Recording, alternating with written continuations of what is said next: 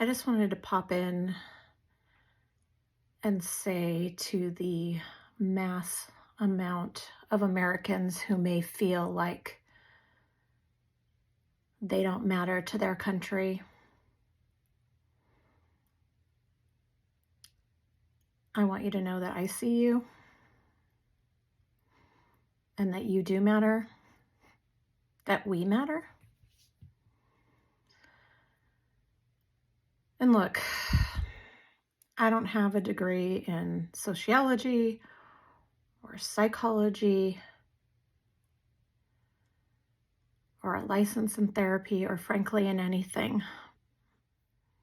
But for the past 20 years in my career, and hopefully for much, much longer in my personal life, my focus has been on community building, human connection, tuning into each other to help each other rise, shining a light on what makes us all brighter, empowering one another to find their shine. For me, the method of communicating that is often through creativity, but the means is always connection. So maybe that's what I have to give, and maybe it's selfish for me to jump on to give this, because for me, I need to feel like I'm doing something. So, in the spirit of host and spokesperson / what I can't even say it. They call them influencer. All the things. Here are 5 things that you can do to hopefully help you get through these coming days. Connect. Whether you are hurting yourself or somebody around you is, it's so important that we reach out, and it doesn't matter what you say. I urge you to not be held back by feeling like you might have the wrong words. You honestly don't even need words at all. Sending just a heart emoji to somebody who's struggling can be enough. It will either open up a dialogue that person is ready to have, or it'll at least just let them know that they're not alone. There is great power in community. We're stronger together. So reach out. It's just that simple. Just reach out. The next thing is give yourself space to mourn. For whatever that means for you, maybe it's the loss of hope for now. Maybe it's, I don't need to tell you what it is. Give yourself the space to have, as we say to the kids, to have your feelings. If you don't process them, they will come out in one way or another. Whether on the short term it ends up being in, words and actions that don't really show the best side of yourself, or on long term if it turns into a physical rot or ailment. It's super important that you give yourself that space and give yourself grace for whatever you're feeling. Like, this is a new frontier for many of us. There's no rule book to how you process what these next few days look like, or what you do next. Space and grace.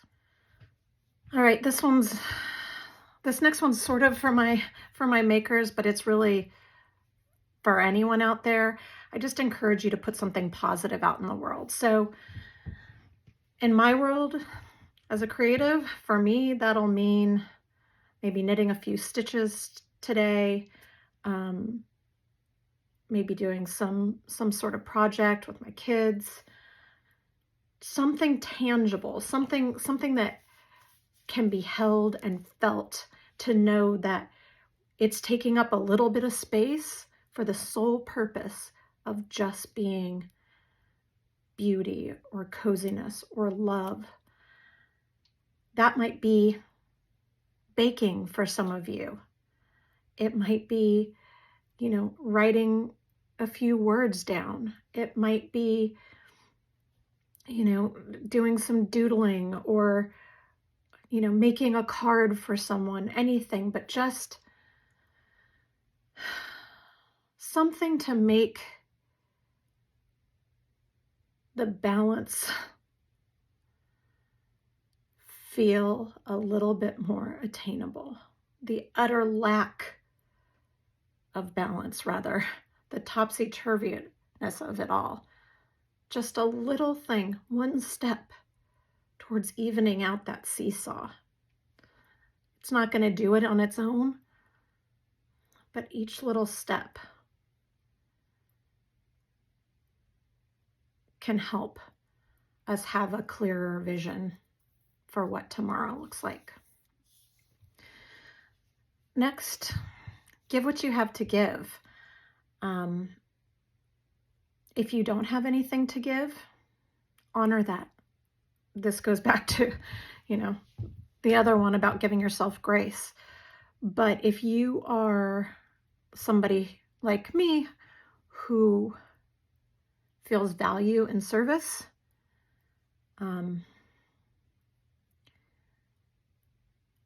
feels some sense of control